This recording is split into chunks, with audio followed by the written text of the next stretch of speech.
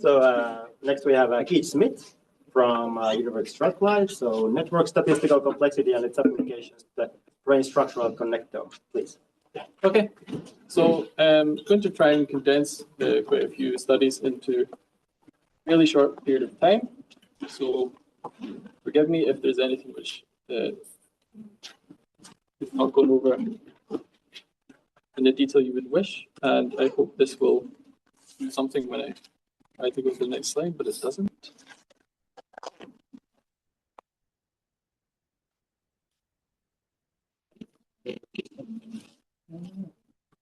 Oh, okay, I just have to press that.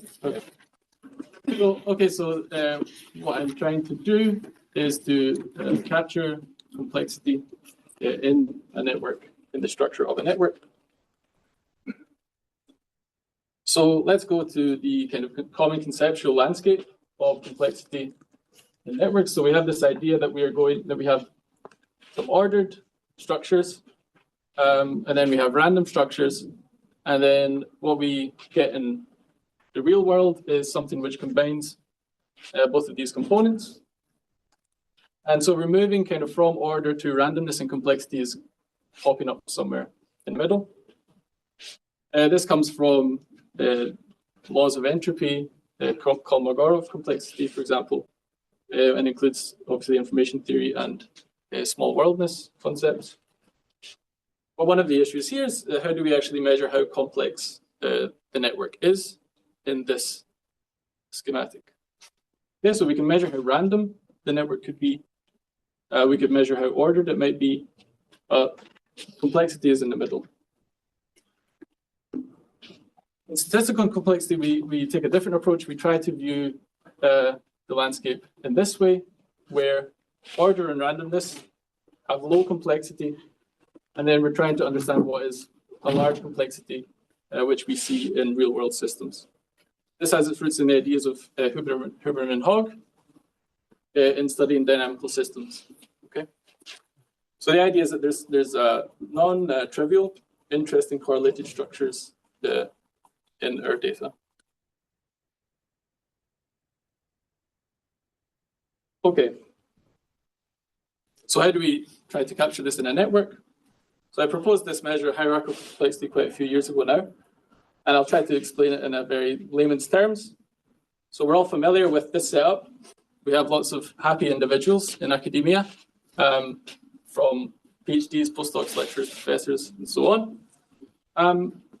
But the roles even within these can be very diverse. Because PhD students are not all the same.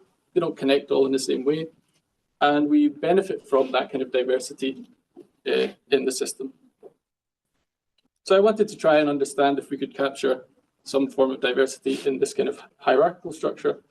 So for example, we may have nodes which are connecting and communicating more effectively with those who are higher up, and there may be people who are more effective at communicating with those lower down, for example.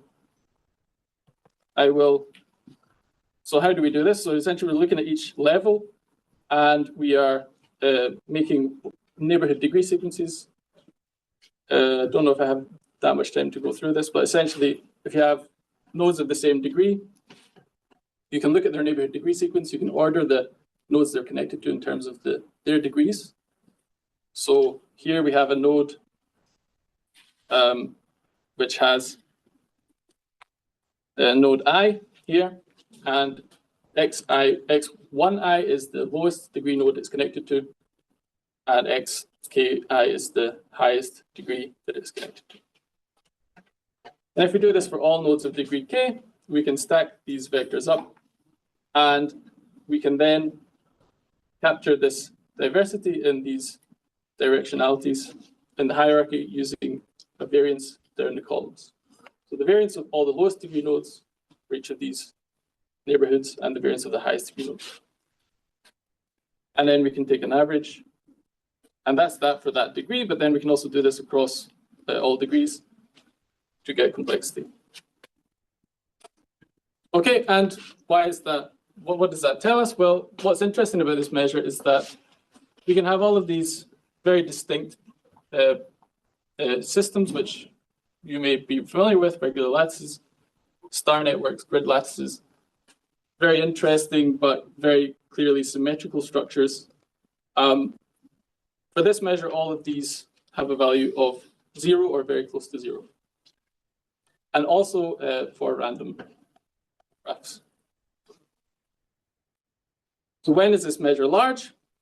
Well, basically, we can show that it's larger in real-world networks and systems which try to model those, models which try to model those networks. We provided a normalized measure of this with JSON. And what was interesting is we were able to prove this was 0 for regular graphs. And it is also tends to 0 for Erdős-Rényi random graphs. But then we can also see empirically that if we have, for example, the Allen Brain model, it is a non-zero asymptote. And these are things you need. These are conditions you need for a statistical complexity measure, by the way. So this comes from dynamical systems definitions, statistical complexity. You want regular systems to go to 0. You want random systems to go to 0. Okay. So we want to probe what provides more statistical complexity in networks. And the two major components that we understand contributing to the network structure are the heterogeneity of the degrees. People call this popularity. And also the geometry, the kind of latent geometry of the network, like homophily, like how neighbors are connected beyond degree expectations. So we can imagine this in a social network. It's quite easy to get this across. You know, you've got a kind of some people are more charismatic, some people are more reserved. And so people who are more charismatic are going to make connections regardless of the interests that are shared between those people. So they're just more likely to make more connections. But we also do have this latent other information of people are more likely to be connected because they do share common interests. Okay.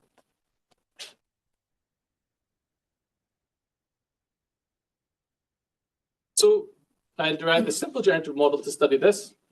It's essentially we look at the distances in a random, in a random geometric graph. So we sample in Euclidean space, and then we just calculate distances between them, and that's one factor. This is actually an inverse distance here, and then we also have this kind of popularity aspect, which we model using a log normal distribution for various reasons. These are just very common distributions in networks. If you've seen this kind of scale-free networks, the Rare paper, which came out a while ago, it showed that basically, actually most degree distributions are log normal. So we add these two factors together, and we end up getting structures which are very similar to real-world networks. Okay, take my word for that. You can also read the paper. So we have random geometric graphs. We can just take the random geometric graph. This is the geometry. We can also get these heterogeneous geometric graphs, okay, which is just what I've described. You're given a geometric graph which also has heterogeneity in the degree distribution. But then by taking a configuration model of those, you can then return what I call heterogeneous random graphs. Okay, so it's just a graph which has a specific heterogeneity in the degree distribution, but you've randomized the connection. So there's no geometric structure in those networks. And so then we can test the isolated effects of geometry and heterogeneity as well as their combination. And we get some nice figures which look like this. So Erdős-Rényi goes to 0, that's the blue, the bottom there, the lagging. And then, interestingly, we have these random geometric graphs and random heterogeneous graphs, and these are of a similar level of complexity, non-zero complexity. And then when you combine these two, you get larger values of complexity, and in fact, similar to the levels that you see in real-world networks and in brain networks. Okay, so the conclusions there are that we specify conditions for a statistical complexity measure of networks. We provide the first normalized measure for this and prove that it satisfies the conditions, and then we demonstrate how statistical complexity may arise as a natural combination of geometry and heterogeneity. And now we go to the human brain, and this is structural connectivity data. This is with collaborators at the University of Edinburgh, so I don't have a huge deal of expertise in the imaging here, but I'm more the kind of data analyst at the end of it. Okay, so I won't go over details of the brain because you all have some idea about that. But this is what this measure looks like in the adult structural connectome. You see this similar thing. So the blue is the human brain data, and we see this kind of non-trivial statistical complexity in the human brain.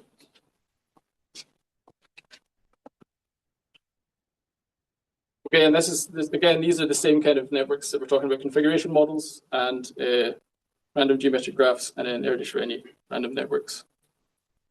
So then we can, then I'll go through this study that we did in the neonatal brain. So babies are born with many neural connections, which continue to increase in number until 2 to 3 years of age. These are gradually pruned in development.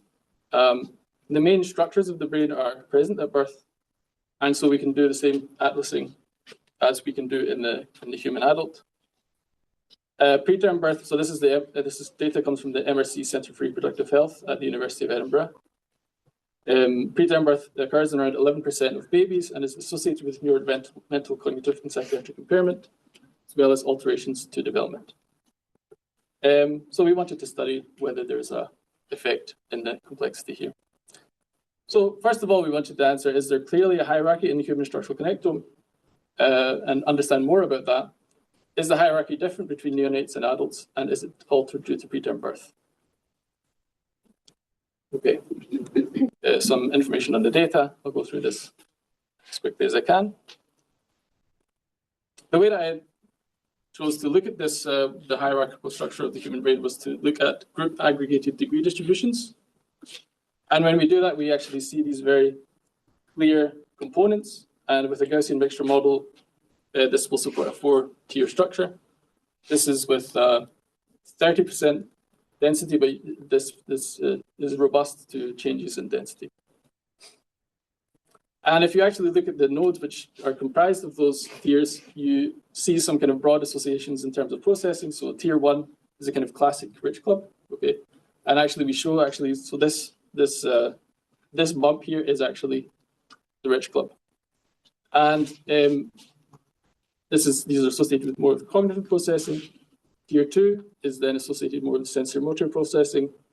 Tier 3 with heteromodal, and Tier 4 has links with memory and emotion. So this is now looking at this in the neonates, term and preterm born neonates, and we see this structure is not the same, obviously, and so this is the kind of undeveloped structure. And we try to basically break this down into 3 tiers where we get the greatest overlap of regions. And then we use configuration models to basically assess the differences in the complexity within these tiers with respect to the random null model. And the interesting observation is in tier A, this is in the hub regions, the patterns are, the values are lower than in the configuration models. So the configuration model is like a random, it's like the Erdős-Rényi graph for any degree distribution, okay? So if it's lower than this is basically telling us that the patterns here, the connectivity patterns in the hub regions are more symmetrical. They're connecting basically to the same nodes. Whereas in tier B, the complexity is higher than in the configuration models, which is more what we see in the general network. And we also find that in between the preterm and term-born neonates, that in tier B, the complexity is higher in the term-born neonates. But not so in tier A, no differences in tier B. Okay. So essentially, the human structural connectome we found to consist of a multi-tiered hierarchy associated with broad functional processes. Regions underlying sensory motor processing are well stratified from heteromodal regions in adults, but not in neonates. The tier A is less complex than random null models, indicating simple order connectivity patterns. Tier B is more complex than random null models, and particularly tier B connectivity patterns are less diverse in preterm birth. So there's a suggestion that the brain develops first this more rigid structure in the hub regions, with later development of greater and more diverse functional specialization in lower level regions, while the connectivity underpinning this diversity is mature in inference or preterm. I think I had another slide to say thanks. I'm obviously, okay, yeah, so there's the thanks. Yeah, okay. So yeah, thanks to Manuel and other collaborators, James Boardman, the MRC Centre for Reproductive Health, Simon Cox and other collaborators at the Centre for Clinical Brain Sciences in Edinburgh, Jason Smith, our own Jason Smith here. I also should mention that we have a PhD opportunity opening, which doesn't cover international fees. So if you are from the UK or you are rich, then you can apply for this. Yeah, okay.